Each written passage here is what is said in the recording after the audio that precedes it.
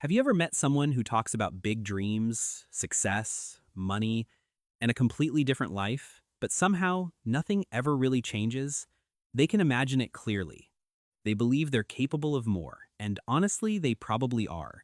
But months pass, sometimes even years pass, and they're still in the exact same place. Psychology says this usually isn't laziness. There are deeper reasons behind it. The first reason is that many people confuse thinking with progress.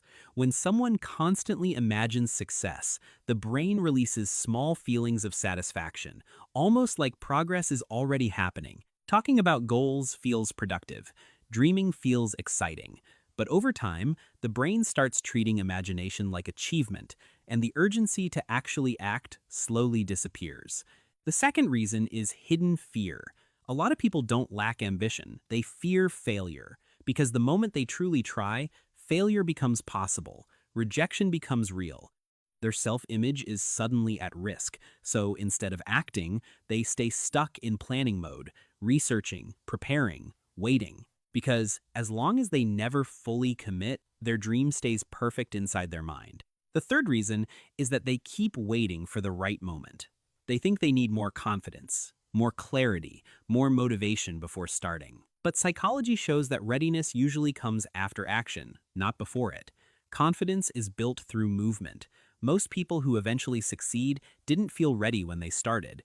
They simply moved while still feeling uncertain.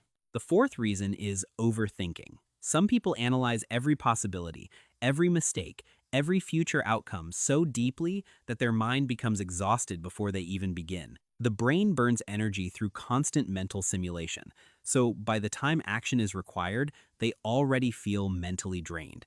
And because they feel tired, they do nothing. The fifth reason is identity conflict. The brain naturally resists actions that don't match how someone secretly sees themselves. If a person deep down believes, "I'm inconsistent, I always quit," or "I'm not disciplined," then taking powerful action feels unnatural to the brain. Because real change is not only about changing behavior, it's about changing identity. And the brain often prefers familiar pain over unfamiliar growth. The sixth reason is that many people become addicted to potential instead of effort. Talking about big dreams feels exciting. Imagining future success creates hope, identity, and emotional stimulation.